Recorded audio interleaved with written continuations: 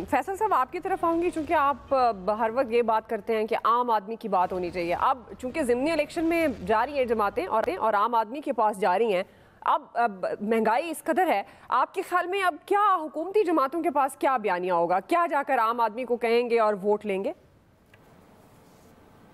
اور اپنے مسکرانے کی وجہ بھی بتا دیجیے گا۔ تھوڑا سا تو جو ایاز صاحب نے باجوہ صاحب پہ کہا تھا تو اس پہ مجھے ایسی بے ساختہ سی آ گئی۔ جی جی، بہرحال ابھی تو سب کا باجوہ صاحب پہ زور چل رہا ہے نا۔ آج سے 15 دن پہلے تو لوگ بات نہیں کرتے تھے۔ آج جو حالات دیکھیں، ایشو کیا ہے؟ ایشو دیکھیں، یہ جو تھوڑا سا میں ایاز صاحب سے اور بریگیڈیئر صاحب سے اختلاف کروں گا، جو کہہ رہے ہیں بیانیہ نہیں بکتا۔ ہمارا المیہ یہی ہے کہ پاکستان میں صرف بیانیہ ہی بکتا ہے، لوگ کارکردگی پہ بات نہیں کرتے۔ اور بیانیہ کیونکہ اندھی تقلید کا جو ہے نا ہمارا رجحان ہے، چاہے وہ پیپلز پارٹی ہو، مسلم لیگ ہو، تحریک انصاف ہو، ہم کارکردگی نہیں دیکھتے اور سامنے والے کی ہم جو اس کی نا پوجا کرنا شروع کر دیتے ہیں۔ اچھا، صرف اس کی پوجا کرنا نہیں شروع کر دیتے بلکہ جو اس کا مخالف ہوتا ہے اس کے بھی دشمن بن جاتے ہیں اور اس کو بھی اپنا دشمن سمجھنا شروع کر دیتے ہیں، چاہے وہ کوئی اچھی بات ہی کیوں نہ کر رہا ہو۔ جیسے بھی عامر صاحب نے بات کی، اچھی بات کی، وہ یہ کہا کہ مجھے نظر نہیں آ رہا کہ الیکشن ہوں گے۔ یہ بات صحیح ہے، کبھی یہ کہنا قبل از وقت ہے کہ الیکشن ہوں گے یا الیکشن نہیں ہوں گے، لیکن اگر یہ الیکشن ہو گئے، مجھے پنجاب کا تو اندازہ نہیں ہے لیکن میں کراچی کے حوالے سے آپ کو بتاؤں کہ یہ جو تحریک انصاف نے جو 14 سیٹیں نکالی تھیں، ان ضمنی الیکشن میں تحریک انصاف کے لیے 9 سیٹیں نکالنا جو ہے وہ ایک بہت مشکل جو ہے مرحلہ ہوگا۔ اب وہ حالات تحریک انصاف کے لیے نہیں ہے کہ وہ جس نے ہنستے کھیلتے جو سیٹیں نکال لی تھی وہی سیٹیں نکالیں۔ لیکن آپ ایک مزے کی بات دیکھیں، لیکن کیا فرق ہے فیصل صاحب؟ پیپلز پارٹی سے بھی تو آپ خود کہتے ہیں کہ ان کی جو اور نظر آتا ہے جو کارکردگی ہے، لوگ خوش نہیں ہیں، تو اس میں ظاہر ہے اب انہیں پاکستان تحریک انصاف کی طرف تو لوگ جائیں گے۔ وہ تو پیپلز پارٹی بھی نہیں نکالے گی نا سیٹیں۔ دیکھیں، ایم کے جو 2018 کے الیکشن جیتنے کی جو تحریک انصاف کی جو اجزاء ترکیبی تھی نا، وہ صرف یہ نہیں تھا کہ ساری کی ساری مینجمنٹ ہو گئی تھی، ایسا بھی نہیں تھا۔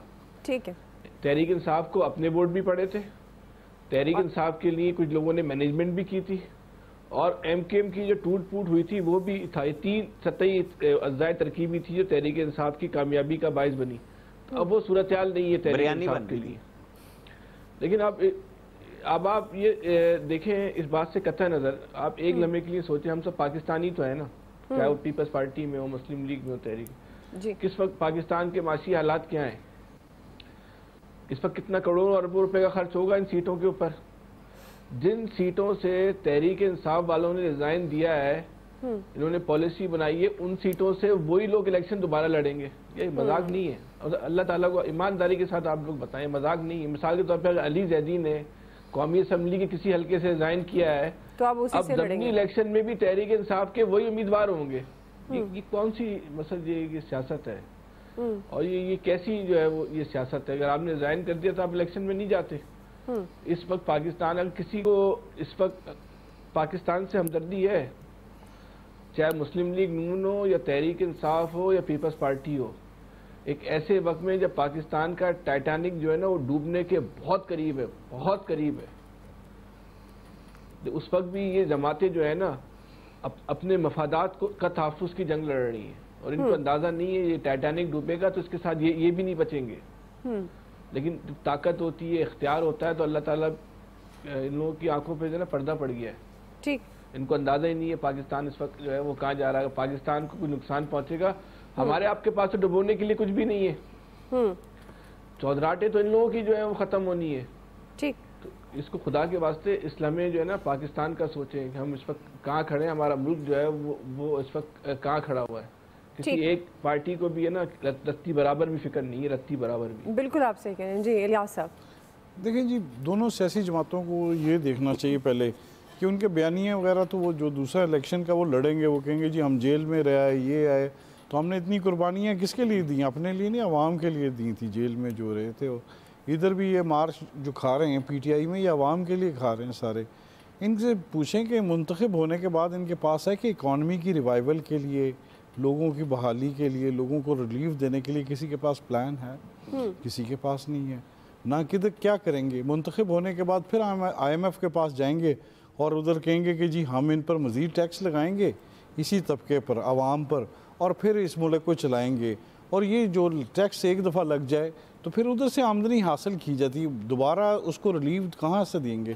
نہ ادھر تیل کے کنویں ہیں، نہ ادھر باہر سے پیسے ایسے ملیں گے کوئی ریلیف ان کو، اسی میں خرچہ کرنا ہے، اسی ٹیکس باہر سے لے کے قرضے لے کے مزید جو اگلے سال ہیں جو انہوں نے ٹیکس لیا ہے، جو آپ کی جو روپے کی قدر کم ہوئی ہے تو آپ پر ٹیکس کا بوجھ، قرضے کا بوجھ بڑھ گیا ہے، آپ نے ٹیکس مزید دینا ہے، اگلی گورنمنٹ جو بھی آئے گی اس کو بہت قربانیاں دینی پڑیں گی، قربانی یعنی کہ عوام پر مزید عوام پر وہ قربانیاں نچھاور کرنی پڑیں گی کہ عوام پر مزید جو بوجھ ڈالا جائے اکانومی پر، اور یہ بھی بہت سچ ہے تو یہ ساری قربانیاں تو یہ کہتے ہیں کہ جی ہم عوام کے لیے دیتے ہیں، تو جی عوام کو تو کوئی دینا شروع کر دیں گی جب عوام کو تو کوئی فائدہ نہیں ہوتا، تو یہ دیکھ لیں، یہ ہمارے بھی دیکھ لیں سارے کہ کسی کے پاس گورنمنٹ کے پاس جو بیانی ہے کہ اکانومی کو ٹھیک کر لیں گے، کیا کریں گے؟ کوئی وعدہ نہیں کرے گا، اس کو پتا کہ جو وہ ساری جو چیزیں ہیں ان سے پوری نہیں ہوگی، یہ بھی ساری ہمیں کسی کا وہ نہیں بننا چاہیے کہ دھڑا نہیں دینا چاہیے کہ جی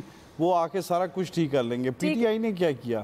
کچھ نہیں، انہوں نے گورنمنٹ لے کے انہوں نے کیا کیا؟ انہوں نے بھی کچھ نہیں کیا، اس کو چھوڑیں، آگے کیا کرنا ہے یہ بھی بتانے کہ ابھی تو آگے جا کے انہوں نے کیا کرنا، آگے جا کے مزید قرضے لینے، قرضے لے کے قرضے چلائیں گے، اسی طرح ملک کو چلا رہے ہیں۔ ملک میں حکومت کی اس وقت تو دعا، میں آپ کو ایک بات بتاؤں، کوئی چیز نظر نہیں آ رہی۔ حکومت کی پالیسی ہے جس طرح یہ چلا رہے ہیں نا، آپ عامر نیاز صاحب کو وزیر اعظم بنا دیں، یہ بھی کام کر لیں گے، یہ بھی آئی ایم ایف کے قرضے لے کے آپ چلا مزید شرائط لگائیں گے۔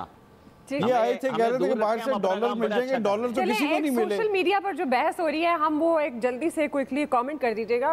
یہ کہا جا رہا ہے کہ جو جنرل مشرف کا دور تھا وہ جمہوری ادوار سے بہتر تھا۔ ایاز صاحب میں آپ سے آغاز کروں گی، آپ اس بات سے متفق ہیں یا نہیں؟ مجھ سے پوچھے میں بتاؤں گا۔ جی آپ کی طرف بھی آتی ہوں۔ اس طرح کا ظاہر ہے مارشل لاء کے جو ادوار ہوا کرتے تھے اس سے تو انٹائرلی ڈفرنٹ تھا مشرف صاحب کا دور، اس میں کوئی شک نہیں ہے۔ پھر وہ جو بنیادی جمہوریت، وہ جو جس کی بات فیصل کرتے ہیں، وہ سسٹم بہت اچھا بنایا، لیکن سب سے بڑی بات یہ ہے کہ جب آپ نے قبضہ کیا، وہ آپ کی سب سے بڑا ظاہر ہے، اس کو وہ قابل معافی نہیں ہوتا، آپ نے قبضہ کیا اس ملک پہ، وہ نہیں، اس کی اجازت نہیں ہوتی، آئین کو توڑتے ہیں آپ تو ظاہر ہے اس کی اجازت نہیں ہوتی۔ اب اللہ تعالیٰ ان کی مغفرت کرے، بہت سی غلطیاں ایسی ہیں جو ظاہر ہے وہ تاریخ کا حصہ ہیں، لیکن کچھ اچھائیاں ہوتی ہیں، برائیاں ہوتی ہیں، ظاہر ہے دونوں چیزیں ساتھ ہوتی ہیں۔ جی عامر صاحب، دعا اس پہ ایک تو سوال کل ضرور رکھیں۔ بات یہ ہے پاکستانیوں کو بیچ کے آپ نے جو بھی ڈالر کمائے، آپ جو بھی سسٹم لائے، اس کا کوئی مداوع نہیں ہے جو پاکستان کو آپ نے گروی رکھا۔ ایک ٹیلی فون کے اوپر آپ ڈھیر ہو گئے، کتابیں نکل آئیں امریکہ سے کہ ان کا خیال تھا شاید جنرل مشرف ایک دو باتیں مانیں گے، یہ 7 کی 7 باتیں مان گئے، یہ ڈھیر ہو گئے۔ اس کے بعد آپ کس جمہوریت کو ڈھونڈتے ہیں؟ یہاں پہ بہت لوگ راگ لاپتے ہیں، اس پہ کوسچن رکھیں، بڑی اچھی دلچسپ بحث کریں گے۔ بالکل جی، ابھی تو وقت بھی ختم ہو گیا، بالکل آپ کی بات درست ہے، ہم اس پہ ڈیٹیل میں بات کرتے ہیں۔ گروی رکھ دیا، جی عامر صاحب، آپ اس کے اندر ان ڈالروں کی قیمت نہ گنیں۔